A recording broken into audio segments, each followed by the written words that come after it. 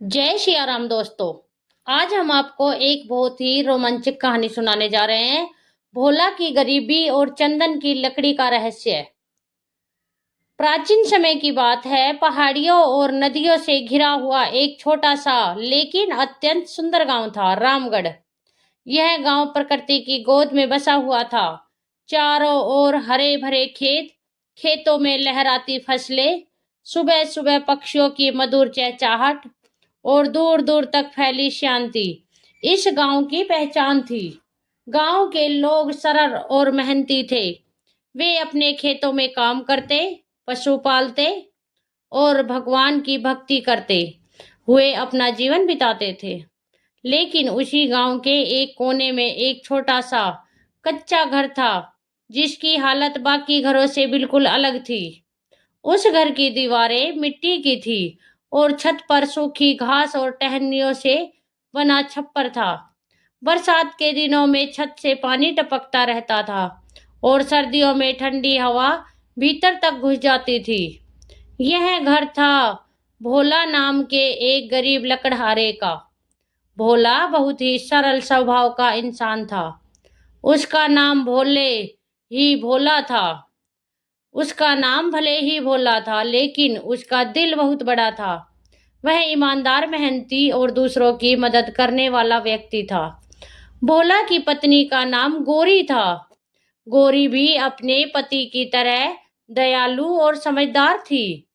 वह घर के सारे काम करती, कभी कभी दूसरों के घरों में भी काम कर लेती ताकि घर का खर्च चल सके। उनकी गरीबी इतनी थी कि कई बार उनके घर में 2 वक्त का भोजन भी मुश्किल से बन पाता था। लेकिन इसके बावजूद उन्होंने कभी भगवान से शिकायत नहीं की। हर सुबह जब सूरज की पहली किरण गांव पर पड़ती, भोला उठकर सबसे पहले भगवान को प्रणाम करता और फिर अपनी पुरानी कुल्हाड़ी लेकर जंगल की ओर निकल पड़ता। वह जंगल से सूखी लकड़ियां काट कर लाता और उन्हें बाजार में बेचकर घर का खर्च चलाता था। लेकिन यह काम आसान नहीं था। कई कई घंटे जंगल में भटकना पड़ता था। गर्मी में तेज धूप, बरसात में कीचड़ और सर्दियों में कड़ाके की ठंड। हर मौसम में उसे मेहनत करनी पड़ती थी।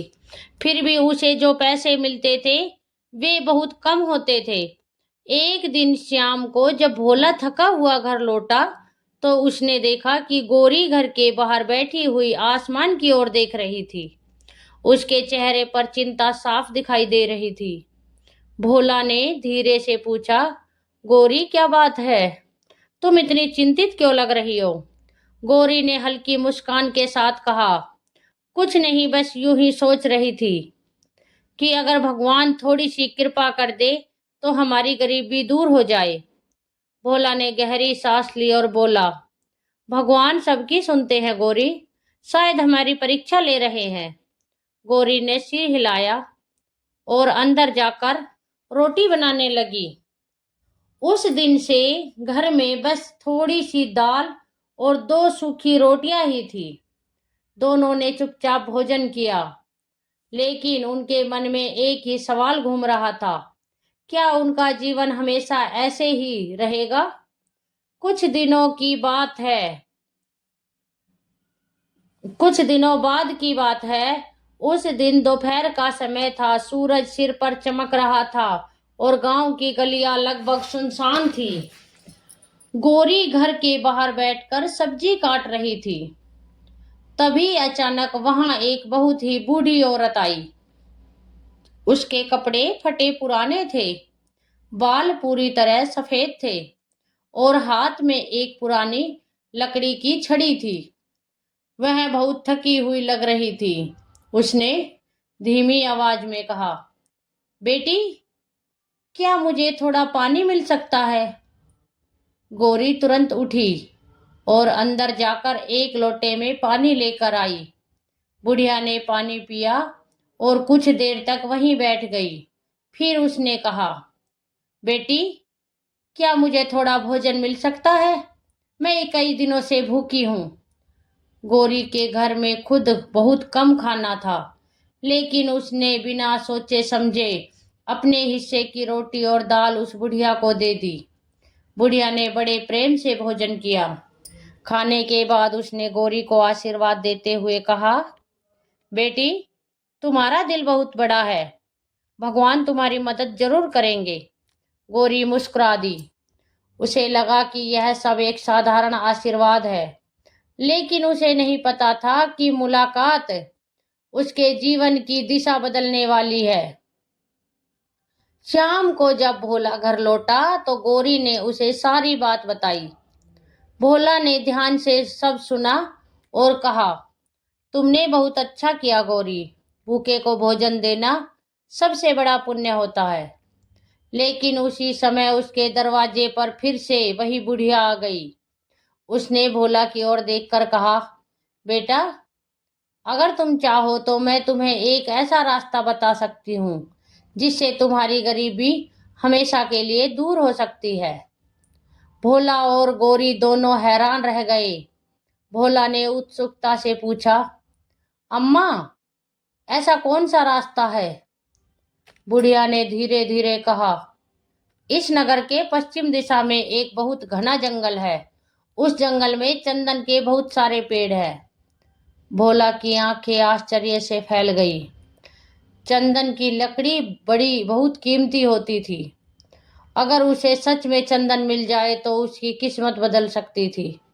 लेकिन वह जंगल बहुत दूर था और खतरनाक भी माना जाता था। गांव के लोग कहते थे कि वहां जंगली जानवर रहते हैं और कई लोग वहां से वापस नहीं लौटे। भोला कुछ देर तक सोचता रहा। फिर उसने दृढ़ आवाज में कहा, अम्मा, अगर उस जंगल में चंदन के पेड़ हैं तो मैं जरूर जाऊंगा। बुढ़िया ने गंभीर नजरों से उसकी ओर देखा और बोली, बेटा, याद रखना, हर खजाने तक पहुंचने के लिए साहस और विश्वास दोनों चाहिए। यह कहकर वह बुढ़िया धीरे धीरे वहां से चली गई। भोला और गौरी देर तक उसे जाते हुए देखते रहे। उन दोनों को महसूस हो गया था कि यह कोई साधारण मुलाकात नहीं थी। शायद भगवान ने ही उसकी मदद के लिए उसे भेजा था। उस रात भोला देर तक सो नहीं पाया। वह सोचता रहा, क्या सच में उस जंगल में चंदन के पेड़ होंगे? क्या वह वहां तक पहुंच पाएगा? और अगर पहुंच भी गया तो क्या सुरक्षित वापस लौट सकेगा? लेकिन उसके दिल में एक उम्मीद भी थी। एक उम्मीद की शायद यही मौका उसकी किस्मत बदलने वाला है। उस रात भोला को नींद बहुत देर से आई। वह बिस्तर पर लेटा छत की ओर देखता रहा और बार बार बुढ़िया की कही बात उसके मन में घूमती रही। इस नगर के पश्चिम में एक घना जंगल है, वहां चंदन के पेड़ है। भोला सच सोच रहा था, अगर सच में वहां चंदन के पेड़ है तो उसकी किस्मत बदल सकती है। लेकिन उसी के साथ उसके मन में डर भी था। गांव के बुजुर्ग अक्सर उस जंगल के बारे में अजीब अजीब बातें बताया करते थे। कहते थे कि वह जंगल बहुत रहस्यमयी है, वहां जाने वाले कई लोग रास्ता भटक जाते हैं। कुछ लोग ने तो यह भी कहा कि उस जंगल में रात के समय अजीब अजीब आवाजें सुनाई देती है। लेकिन फिर भी भोले के मन में एक आवाज बार बार उठ रही थी, अगर कोशिश ही नहीं करोगे तो जीवन कैसे बदलोगे? उधर गौरी भी चुपचाप लेटी हुई थी, लेकिन वह भी सो नहीं पा रही थी। कुछ देर बाद उसने धीरे से कहा, भोला, क्या तुम सच में उस जंगल में जाने के बारे में सोच रहे हो? भोला ने गहरी सांस ली। हाँ गौरी, मैं सोच रहा हूँ। गौरी कुछ देर चुप रही, फिर बोली, लेकिन वह जंगल बहुत खतरनाक माना जाता है। अगर तुम्हें कुछ हो गया तो? भोला ने उसकी ओर देखा और मुस्कुरा कर बोला, अगर मैं कोशिश ही नहीं करूंगा तो हमारी गरीबी कभी खत्म नहीं होगी। उसकी आवाज में दृढ़ निश्चय था। गौरी ने उसकी आंखों में देखा और समझ गई कि अब भोला को रोकना आसान नहीं होगा। उसने धीरे से कहा, अगर तुम जाने का फैसला कर चुके हो तो भगवान का नाम लेकर जाना और जल्दी लौट आना। भोला ने सिर हिलाया। उस रात दोनों ने भगवान से प्रार्थना की, हे भगवान, हमारी रक्षा करना। अगर अगली सुबह जब सूरज की पहली किरण गांव पर पड़ी, भोला उठकर बाहर आया। उसने आकाश की ओर देखकर हाथ जोड़े और मन ही मन कहा, हे भगवान, आज से मेरे जीवन की एक नई शुरुआत होने वाली है। उसने अपनी पुरानी कुल्हाड़ी उठाई और गांव की चौपाल की ओर चल पड़ा।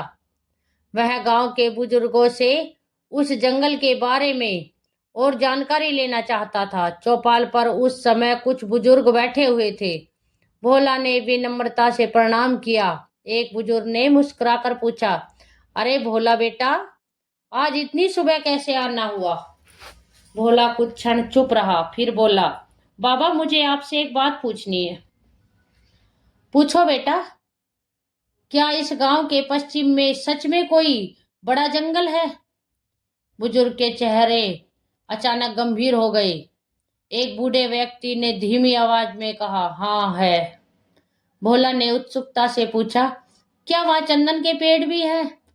यह सुनते ही चौपाल पर बैठे लोग एक दूसरे की ओर देखने लगे। कुछ देर बाद एक बुजुर्ग ने कहा, बेटा, यह सच है, उस जंगल में चंदन के पेड़ है, लेकिन क्या बाबा? लेकिन वह जंगल बहुत खतरनाक है। भोला चुपचाप सुनता रहा। बुजुर्ग आगे बोले, कई साल पहले कुछ लोग वहां लकड़ी काटने गए थे, लेकिन वे कभी वापस नहीं लौटे। यह सुनकर भोला का दिल एक पल के लिए धड़क उठा, लेकिन उसने खुद को संभाला। तो क्या कोई भी वहां नहीं जाता? बुजुर्ग ने सिर हिलाया। बहुत कम लोग जाते हैं, और जो जाते हैं वे जंगल के अंदर ज्यादा दूर तक नहीं जाते। भोला कुछ देर तक सोचता रहा, फिर उसने दृढ़ आवाज में कहा, बाबा, मैं उस जंगल में जाना चाहता हूँ। यह सुनते ही सब लोग चौंक गए। एक बुजुर्ग बोले, बेटा, सोच समझकर फैसला करना। मैंने सोच लिया है। क्यों अपनी जान खतरे में डाल रहे हो? भोला ने शांत स्वर में कहा, गरीबी भी किसी खतरे से कम नहीं होती बाबा। यह सुनकर वहां बैठे सभी लोग कुछ क्षण के लिए चुप हो गए। फिर एक बुजुर्ग ने धीरे से कहा, अगर तुम्हारा फैसला पक्का है तो भगवान तुम्हारी रक्षा करे। उस दिन दोपहर को भोला घर लौट आया। गोरी उसके इंतजार में बैठी थी। क्या पता चला? उसने उत्सुकता से पूछा। भोला ने सारी बात बताई। गोरी का चेहरा थोड़ा डर से भर गया, लेकिन उसने खुद को संभालते हुए कहा, अगर भगवान की इच्छा होगी तो सब कुछ हो जाएगा। उस शाम दोनों ने मिलकर यात्रा की तैयारी की। घर में ज्यादा कुछ नहीं, फिर भी गोरी ने थोड़ी सी सूखी रोटियां, गुड़ और चने एक छोटा से कपड़े में बांध दिए। उसने पानी से भरा एक लोटा भी रख दिया। फिर उसने भोला के माथे पर तिलक लगाया और कहा, भगवान तुम्हारी रक्षा करे। उसी समय अचानक एक अजीब सी घटना हुई। घर के बाहर बैठे एक कौवे ने जोर से आवाज लगाई, काऊ काऊ। गांव के लोग कहते थे कि कभी कभी पक्षियों की आवाज भी संकेत देती है। भोला ने आसमान की ओर देखा। उसे ऐसा लग रहा जैसे हवा में कोई अनजाना संदेश छुपा हुआ है, लेकिन उसने अपने मन से डर को दूर किया। जो होगा देखा जाएगा। अगली सुबह सूरज निकलने से पहले ही भोला उठ गया। चारों ओर गहरी शांति थी। गांव अभी सो रहा था। भोला ने धीरे से अपना झोला उठाया और कुल्हाड़ी कंधे पर रख ली। गोरी भी उठ गई। उसने बिना कुछ कहे भोला के हाथ में एक छोटा सा ताबीज दिया। यह मंदिर के पुजारी ने दिया था, इसे अपने पास रखना। भोला मुस्कुराया, धन्यवाद। फिर उसने गोरी की ओर देखा और कहा, मैं जल्दी लौटने की कोशिश करूंगा। गोरी की आंखें थोड़ी नम हो गई, लेकिन उसने खुद को संभाल लिया। भगवान तुम्हारे साथ है। भोला ने घर की देहरी को प्रणाम किया। फिर वह धीरे धीरे गांव से बाहर निकल गया। सूरज की पहली किरणें आकाश में फैलने लगी थी, और इसी के साथ शुरू हुई भोला की जिंदगी की सबसे बड़ी यात्रा। एक ऐसी यात्रा जो उसे एक साधारण लकड़हारे से भाग्य के नए मोड़ तक ले जाने वाली थी। उसे अभी तक पता था कि उस जंगल के अंदर उसके लिए सिर्फ चंदन के पेड़ ही नहीं बल्कि कई रहस्य उसका इंतजार कर रहे हैं। सुबह का समय था। सूरज धीरे धीरे आसमान में ऊपर उठ रहा था और उसकी हल्की सुनहरी किरणें धरती पर फैलने लगी थी। भोला अपने कंधे पर कुल्हाड़ी और झोला लटकाए धीरे धीरे गांव से दूर निकल चुका था। गांव के बाहर खेतों की लंबी कतारें थी। हवा के साथ गेहूं की बालियां झूम रही थी और दूर दूर तक फैली हरियाली मन को सुकून दे रही थी। कुछ किसान अपने खेतों की ओर जा रहे थे। किसी ने भोला को देखा तो पूछा, कहाँ जा रहे हो भोला, इतनी सुबह सुबह? भोला हल्के से मुस्कुराया और बोला, जंगल की तरफ, लकड़ी काटने। किसानों ने सिर हिलाया और अपने काम में लग गए। लेकिन भोला जानता था कि आज की यात्रा सामान्य नहीं है। आज वह उस जंगल की ओर जा रहा था जिसके बारे में गांव में कई रहस्यमयी बातें कही जाती थी। कुछ ही देर में खेत खत्म हो गए और सामने घने पेड़ों की लंबी कतारें दिखाई देने लगी। वहीं था पश्चिम का विशाल जंगल।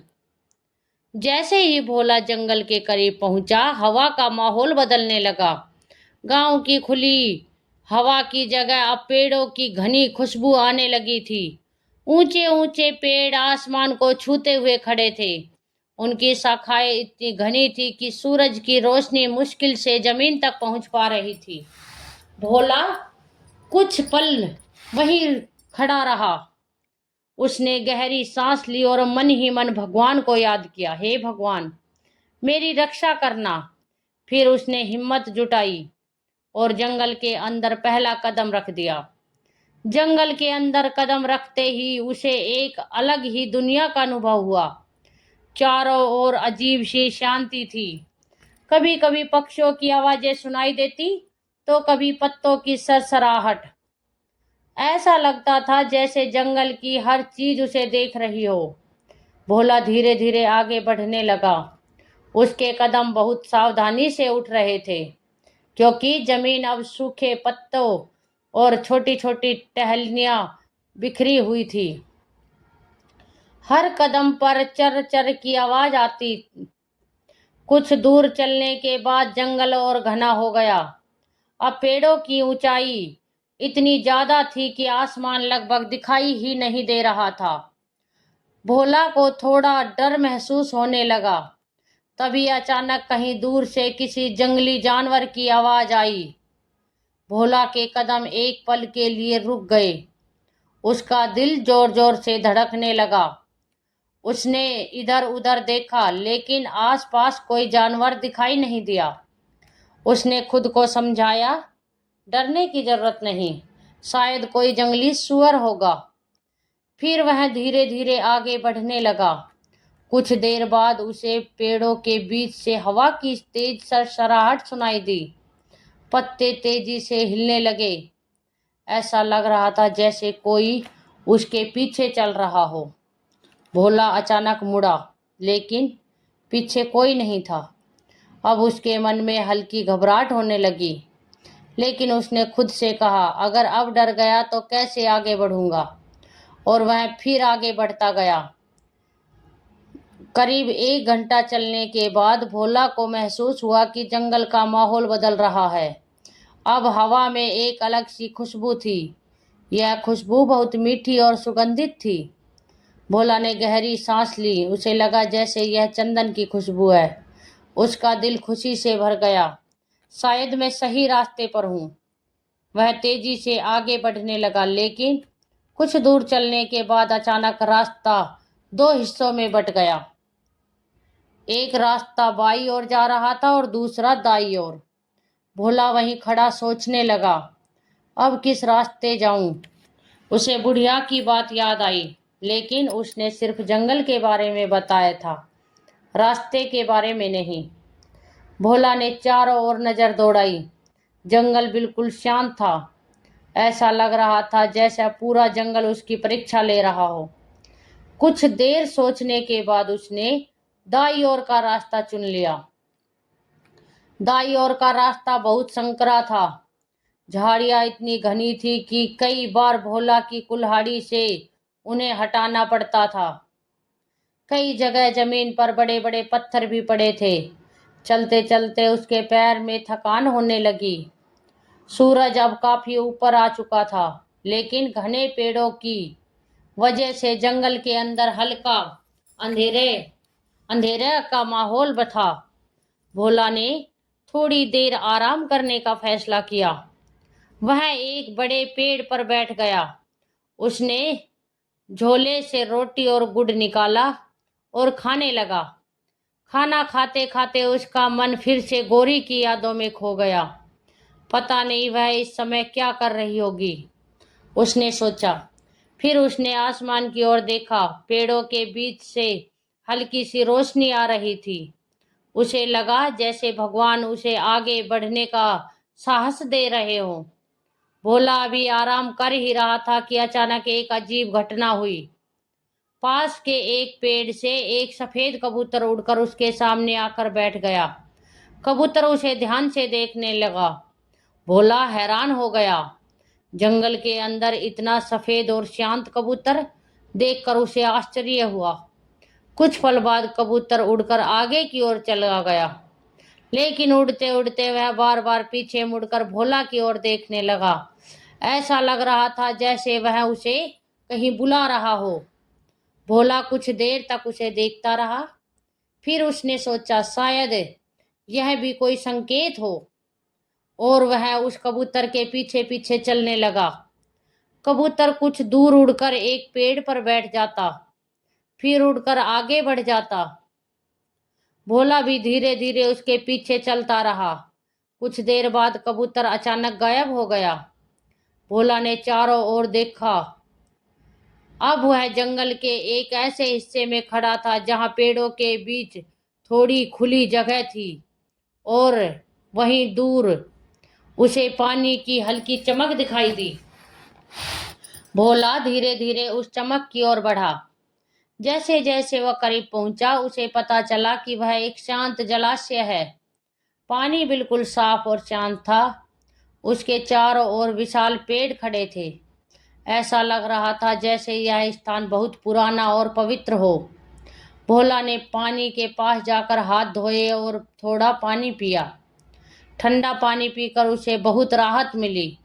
लेकिन तभी उसकी नज़र सामने एक बड़े पेड़ के नीचे बैठी एक आकृति पर पड़ी।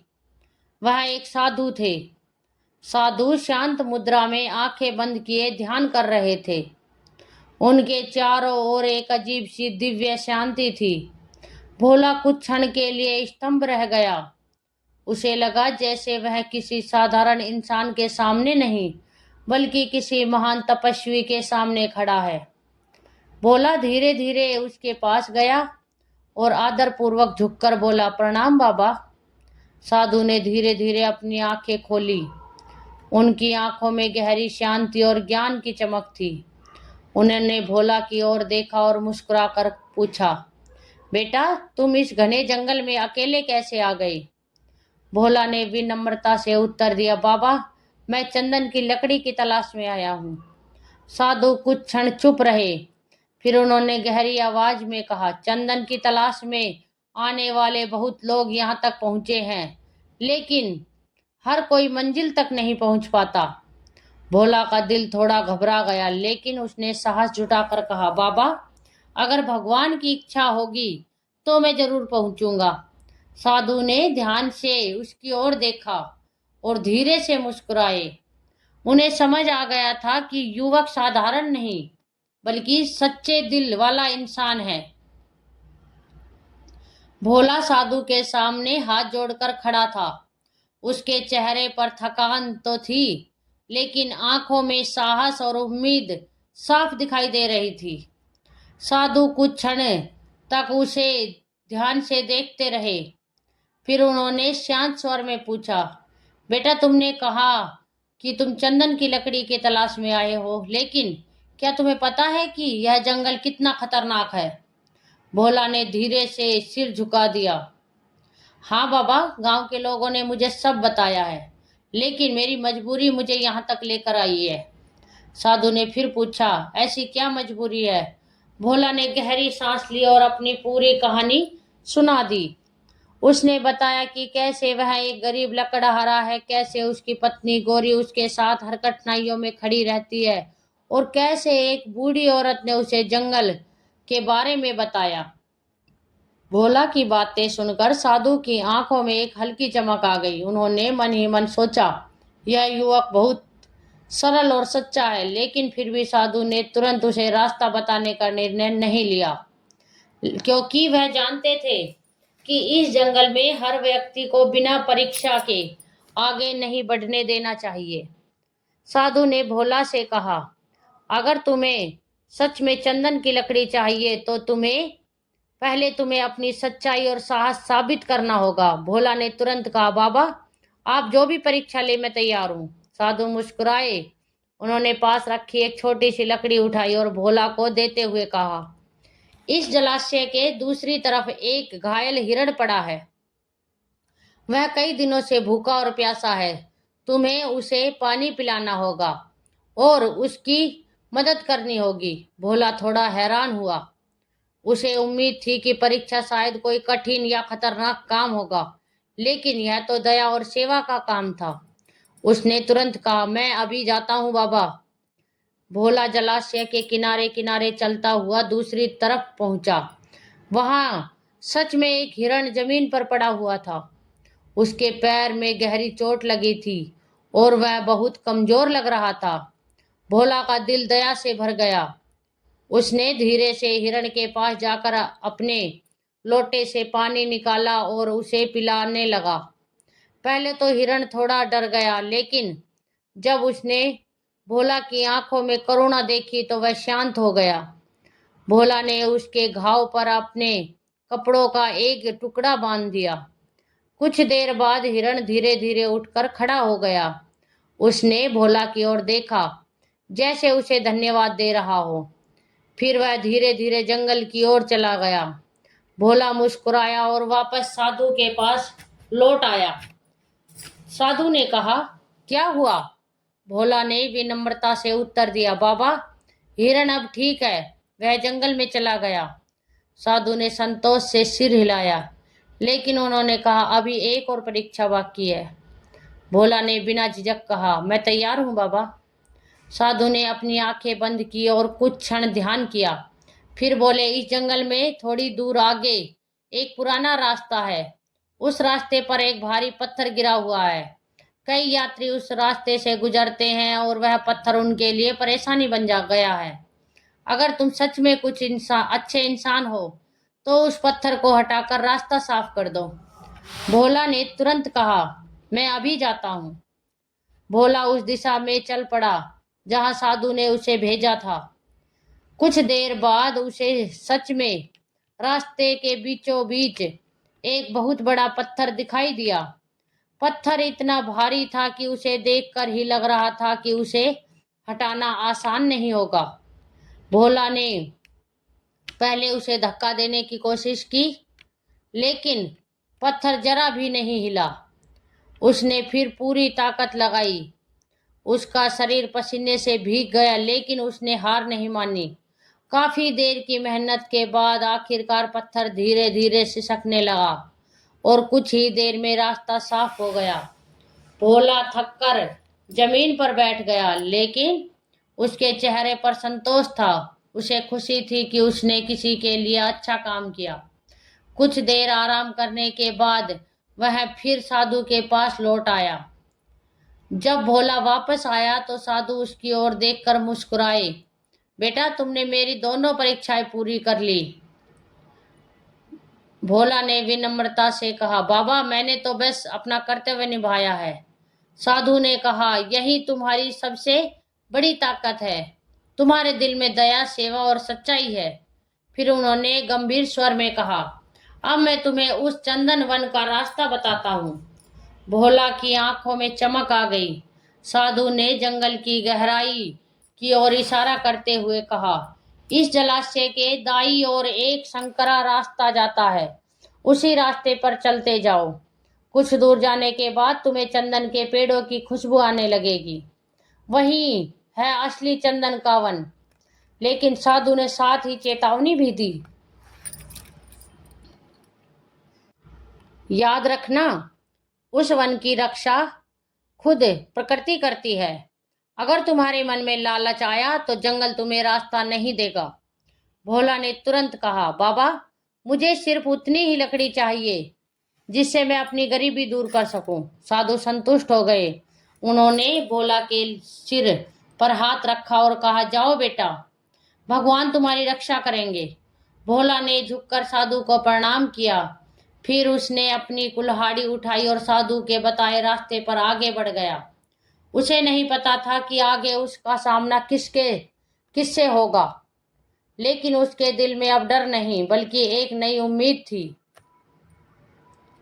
साधु के आशीर्वाद के बाद भोला के मन में एक नई ऊर्जा आ गई थी। अब उसे लग रहा था कि उसकी यात्रा व्यर्थ नहीं जाएगी।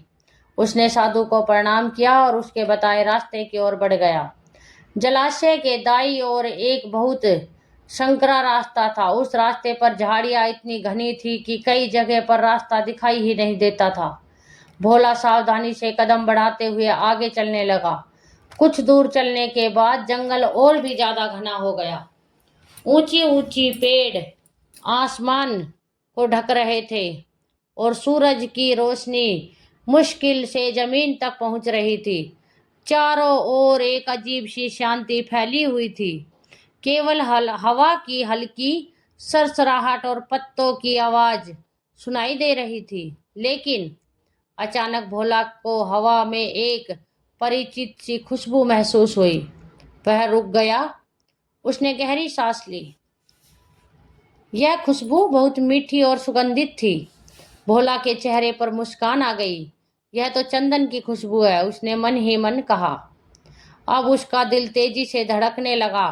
उसे विश्वास हो गया था कि वह सही रास्ते पर है। कुछ और कदम आगे बढ़ाते ही भोला की आंखें आश्चर्य से फैल गई। उसके सामने एक ऐसा दृश्य था जिसे देखकर वह कुछ पल के लिए स्तंभ रह गया। चारों ओर चंदन के विशाल पेड़ खड़े थे। उनकी छाल से हल्की हल्की सुगंध निकल रही थी। पूरा वातावरण चंदन की खुशबू से भर गया था। भोला ने जीवन में पहली बार इतने सारे चंदन के पेड़ एक साथ देखे थे। उसकी आंखों में खुशी के आंसू आ गए। भगवान, आपने मेरी सुन ली। वह धीरे धीरे एक पेड़ के पास गया। उसने हाथ से पेड़ की छाल को छुआ। वह सच में चंदन का पेड़ था। अब उसके मन में एक नया उत्साह भर गया। अगर वह इन पेड़ों से थोड़ी लकड़ी काट ले तो उसकी गरीबी हमेशा के लिए खत्म हो सकती है। भोला ने अपनी कुल्हाड़ी उठाई, लेकिन जैसे ही उसने कुल्हाड़ी पेड़ की ओर बढ़ाई, अचानक हवा का तेज झोंका चला। पेड़ों की शाखाएं तेजी से हिलने लगी और उसी समय एक गहरी आवाज जंगल में गूंज उठी, रुको। भोला घबरा गया। उसने तुरंत चारों ओर देखा, लेकिन आसपास कोई दिखाई नहीं दे रहा था। फिर वही आवाज आई, इस वन से लकड़ी लेने से पहले तुम्हें यह बताना होगा कि तुम्हारा उद्देश्य क्या है। अब भोला को समझ आ गया कि यह कोई साधारण जगह नहीं है। यह जंगल सच में रहस्यमयी था। उसने शांत होकर कहा, मैं एक गरीब लकड़हारा हूँ। मैं सिर्फ उतनी लकड़ी लेना चाहता हूँ जिससे मैं अपनी पत्नी के साथ सम्मान से जीवन जी सकूं। कुछ क्षण तक जंगल में गहरी शांति छा गई। फिर अचानक सामने से पेड़ों के बीच से एक तेज प्रकाश दिखाई दिया। उस प्रकाश से धीरे धीरे एक आकृति प्रकट हुई। वह एक वन देवता थे। उनका रूप बहुत तेजस्वी था। उनकी आंखों में गहरी चमक थी और उनके चेहरे पर दिव्य शांति छाई दिखाई दे रही थी। भोला तुरंत जमीन पर झुक गया। प्रणाम देवता। वन देवता ने गंभीर स्वर में कहा, इस वन की रक्षा मेरा कर्तव्य है। यहाँ आने वाले हर व्यक्ति की परीक्षा ली जाती है। उन्होंने भोला की ओर देखते हुए पूछा, अगर मैं तुम्हें बहुत सारा चंदन दे दूं तो क्या तुम लालच में आकर सब कुछ ले जाओगे? भोला ने तुरंत सिर हिला दिया, नहीं देवता, मुझे सिर्फ उतना ही चाहिए जिससे मेरा जीवन चल सके। वन देवता ने फिर पूछा, अगर तुम्हारे सामने सोने और चंदन का ढेर रख दिया जाए तो तुम क्या चुनोगे? भोला ने बिना सोचे कहा, मैं मेहनत की कमाई चुनूंगा। वन देवता मुस्कुराए, उन्हें समझ आ गया कि भोला सच बोल रहा है। वन देवता ने अपना हाथ उठाया और उसी क्षण एक चमत्कार हुआ। जंगल के बीच एक चंदन का पेड़ धीरे धीरे झुक गया। वन देवता बोले, इस पेड़ से तुम जितनी लकड़ी चाहे ले जा सकते हो। भोला ने अपनी कुल्हाड़ी उठाई, लेकिन उसने सिर्फ एक छोटी सी लकड़ी काटी। वह देवता ने आश्चर्य से पूछा, बस इतनी सी? भोला ने विनम्रता से कहा, देवता, मुझे जरूरत से ज्यादा लेने का अधिकार नहीं है। यह सुनकर वन देवता बहुत प्रसन्न हो गए। उन्होंने कहा, तुम्हारी ईमानदारी ने मुझे प्रसन्न कर दिया है। फिर उन्होंने अपना हाथ आकाश की ओर उठाया। अचानक उस छोटी सी लकड़ी से तेज प्रकाश निकलने लगा। यह देखते ही देखते वह लकड़ी सोने जैसी चमकने लगी। भोला आश्चर्य से उसे देखने लगा। वन देवता बोले, यह चंदन की लकड़ी अब तुम्हारे लिए सौभाग्य का प्रतीक है। इसे बेचकर तुम अपनी गरीबी दूर कर सकते हो। भोला की आंखों में खुशी के आंसू आ गए।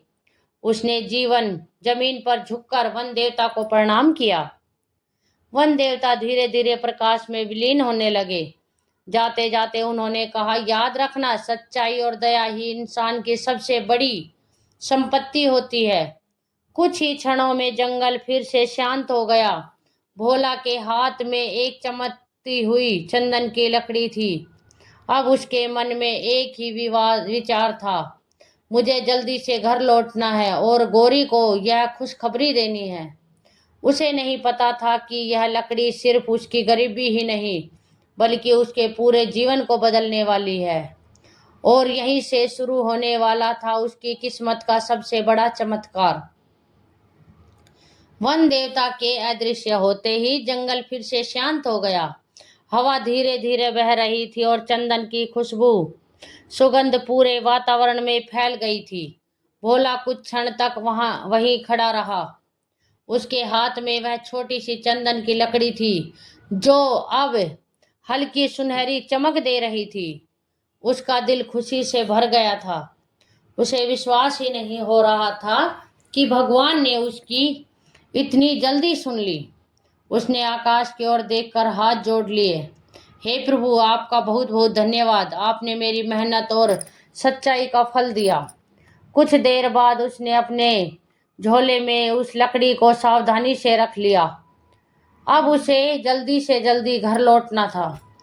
उसे अपनी पत्नी गौरी को यह खुशखबरी सुनानी थी। भोला उसी रास्ते से वापस लौटने लगा जिस रास्ते से वह आया था, लेकिन अब उसका मन हल्का और प्रसन्न था।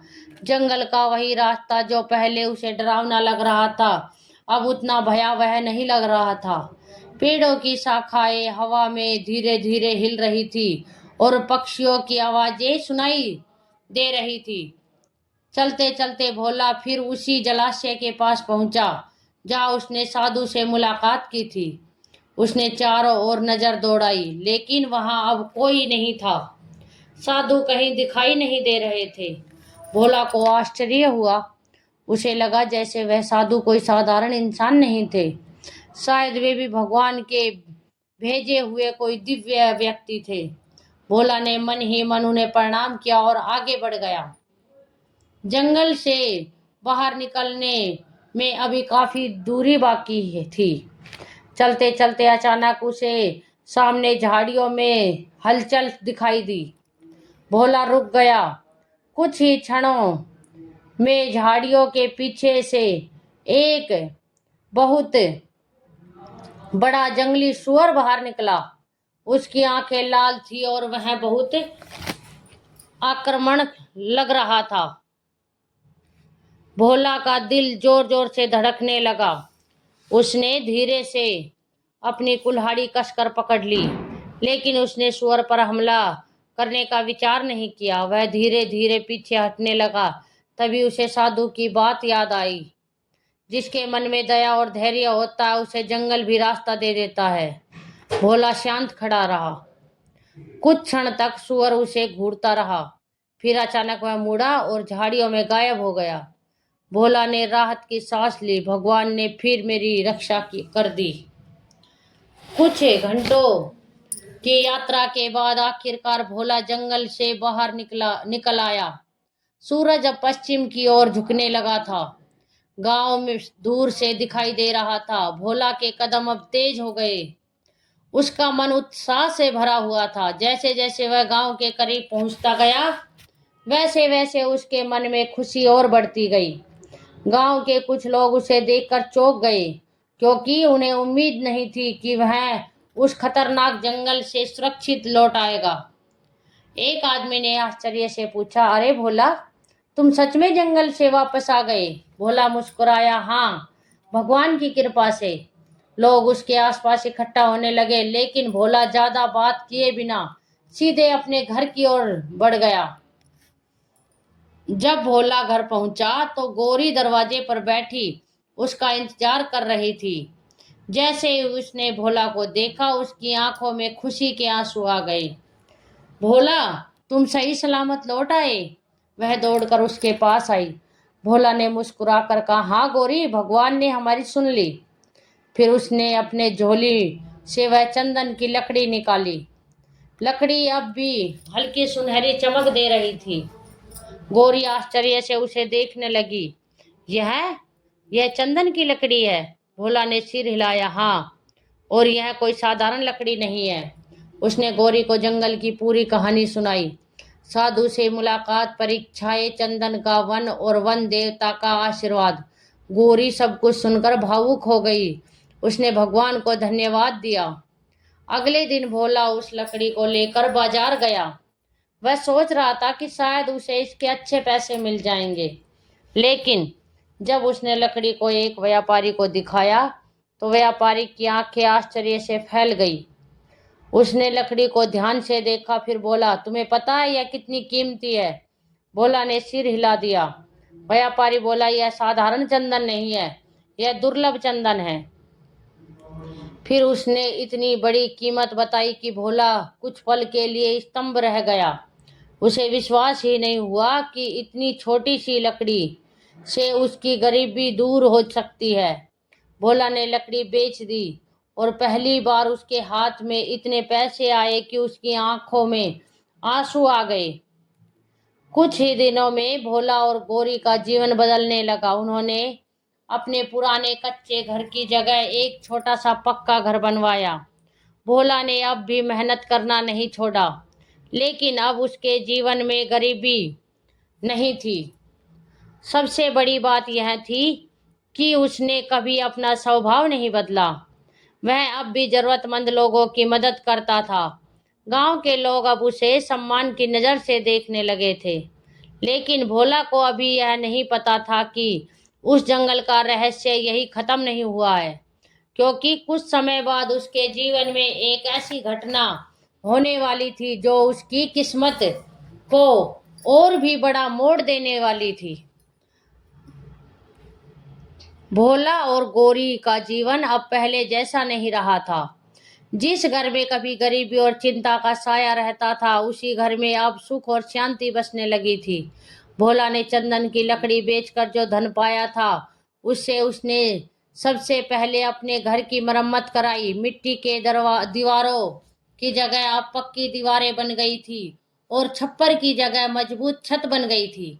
लेकिन सबसे बड़ी बात यह थी कि भोला का स्वभाव बिल्कुल नहीं बदला। वह पहले की तरह ही विनम्र और दयालु था। वह आज भी जरूरतमंद लोगों की मदद करता था और हर सुबह भगवान को प्रणाम करने नहीं भूलता था।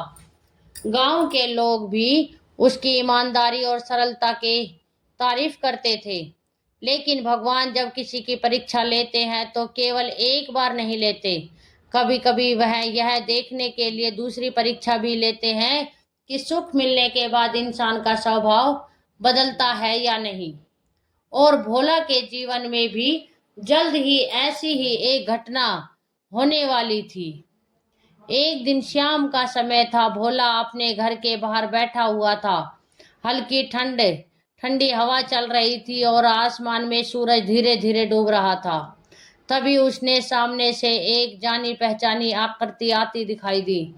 वह वही बूढ़ी औरत थी जिसने उसे चंदन के जंगल के बारे में बताया था। भोला तुरंत उठकर उसके पास गया और आदर से बोला, अम्मा आप? बुढ़िया मुस्कुराई, हाँ बेटा, क्या तुमने मुझे पहचान लिया? भोला ने तुरंत कहा, कैसे नहीं पहचानूंगा अम्मा, आपकी वजह से ही मेरी जिंदगी बदल गई। गौरी भी बाहर आ गई। उसने भी बुढ़िया को प्रणाम किया और उन्हें अंदर बैठने के लिए कहा। गौरी ने जल्दी से उनके लिए पानी और भोजन लाकर रखा। बुढ़िया ने शांत भाव से भोजन किया। फिर उन्होंने भोला को की ओर देखकर पूछा, तो बेटा अब तुम्हारी जिंदगी कैसी चल रही है? भोला ने मुस्कुराकर कहा, भगवान की कृपा से सब अच्छा है। बुढ़िया ने कुछ क्षण भोला की आंखों में देखा, फिर उन्होंने कहा, अगर भगवान तुम्हें और ज्यादा धन दे दे तो क्या तुम्हें उसका सही उपयोग करोगे? भोला ने बिना सोचे कहा, अगर भगवान मुझे कुछ देते हैं तो वह उनकी कृपा है, मैं उसका उपयोग अच्छे काम के लिए ही करूंगा। बुढ़िया हल्के से मुस्कुराई, फिर बोली, अगर ऐसा है तो तुम्हें एक और काम करना होगा। भोला ने उत्सुकता से पूछा, कौन सा काम अम्मा? बुढ़िया ने धीरे से कहा, जंगल में जिस साधु से तुम्हारी मुलाकात हुई थी उसके पास फिर से जाओ। भोला हैरान रह गया, लेकिन क्यों? बुढ़िया ने कहा, क्योंकि तुम्हारी असली परीक्षा भी बाकी है। यह सुनकर भोला और गौरी दोनों चौंक गए। अगले दिन सुबह भोला फिर से उसी जंगल की ओर निकल पड़ा। अब उसे रास्ता पता था। कुछ घंटे की यात्रा के बाद फिर उसी जलाशय के पास पहुंच गया और आश्चर्य की बात यह थी कि वही साधु फिर उसी पेड़ के नीचे ध्यान में बैठे हुए थे। भोला ने आदरपूर्वक प्रणाम किया। प्रणाम बाबा। साधु ने आंखें खोली और मुस्कुराया, मुझे पता था कि तुम फिर आओगे। भोला चौंक गया, आपको कैसे पता बाबा? साधु बोले, क्योंकि भगवान जब किसी को वरदान देते हैं तो उसकी परीक्षा भी लेते हैं। फिर उन्होंने भोला से पूछा, बताओ बेटा, तुम्हें अब क्या चाहिए? भोला ने विनम्रता से कहा, बाबा मुझे अब कुछ नहीं चाहिए। भगवान ने मुझे जितना दिया है वह मेरे लिए काफी है। साधु ने संतोष से सिर हिलाया, लेकिन उन्होंने कहा, फिर भी तुम्हें एक काम करना होगा। साधु ने भोला को जंगल के अंदर एक पुराने मंदिर के बारे में बताया। उन्होंने कहा, उस मंदिर में भगवान की एक प्राचीन मूर्ति है, लेकिन कई वर्षों से वहां कोई पूजा नहीं हुई है। तुम्हें उस मंदिर की सफाई करनी होगी और वहां दीपक जलाना होगा। भोला ने तुरंत कहा, मैं यह काम अवश्य करूंगा। वह साधु के बताए रास्ते पर चल पड़ा। कुछ देर बाद वह जंगल के एक शांत हिस्से में पहुंचा। वहां सच में एक बहुत पुराना मंदिर था। मंदिर की दीवारों पर कोई काई जमी हुई थी और अंदर धूल पड़ी हुई थी। भोला ने पूरे मन से मंदिर की सफाई शुरू कर दी। उसने झाड़ू लगाई, दीवारों की धूल हटाई और फिर भगवान की मूर्ति के सामने दीपक जलाया। जैसे ही दीपक जलाया, अचानक मंदिर के अंदर एक तेज प्रकाश फैल गया। भोला घबरा गया, लेकिन अगले ही क्षण उसके सामने एक दिव्य आकृति प्रकट हुई। वह कोई और नहीं, स्वयं भगवान थे। भोला तुरंत उनके चरणों में गिर पड़ा। प्रभु, भगवान ने मुस्कुराकर कहा, भोला, तुमने अपनी सच्चाई और दया से मुझे प्रसन्न कर दिया है, इसलिए आज से तुम्हारे जीवन में कभी कोई कमी नहीं होगी। फिर भगवान ने उसे आशीर्वाद दिया। कुछ ही क्षण में वह प्रकाश धीरे धीरे गायब हो गया। जब भोला वापस घर पहुंचा तो उसने देखा कि वही बूढ़ी औरत उसके घर के बाहर खड़ी है। भोला ने उन्हें प्रणाम किया, लेकिन उसी क्षण एक अद्भुत घटना हुई। बुढ़िया का रूप धीरे धीरे बदलने लगा और कुछ ही क्षणों में वहां एक दिव्य देवी प्रकट हो गई। भोला और गौरी दोनों आश्चर्य से जमीन पर झुक गए। देवी ने मुस्कुराकर कहा, मैं ही तुम्हारी परीक्षा ले रही थी। तुमने हर परिस्थिति में सच्चाई और दया को चुना, इसलिए तुम्हें भगवान का आशीर्वाद मिला है। फिर देवी ने उन्हें आशीर्वाद दिया और अदृश्य हो गई। उस दिन के बाद भोला और गौरी का जीवन हमेशा के लिए बदल गया, लेकिन उन्होंने कभी घमंड नहीं किया। उन्होंने अपने धन का उपयोग गरीबों की मदद करने और भगवान की सेवा करने में किया, और इसी कारण उनका नाम पूरे क्षेत्र में सम्मान के साथ लिया जाने लगा। इस कहानी से हमें यह सीख मिलती है, सच्चाई, दया और ईमानदारी ही इंसान की असली संपत्ति होती है। जो व्यक्ति इन गुणों को अपने जीवन में अपनाता है, भगवान उसकी मदद अवश्य करते हैं। जिनके दिल में सच्चाई और भगवान पर विश्वास होता है, उनके जीवन में चमत्कार जरूर होते हैं। अगर आपको यह पवित्र और प्रेरणादायक कथा पसंद आई हो तो वीडियो को लाइक करें, और ऐसी ही सच्ची धार्मिक कथाएं सुनने के लिए हमारे चैनल को सब्सक्राइब जरूर करें। जय श्री राम, जय श्री कृष्णा।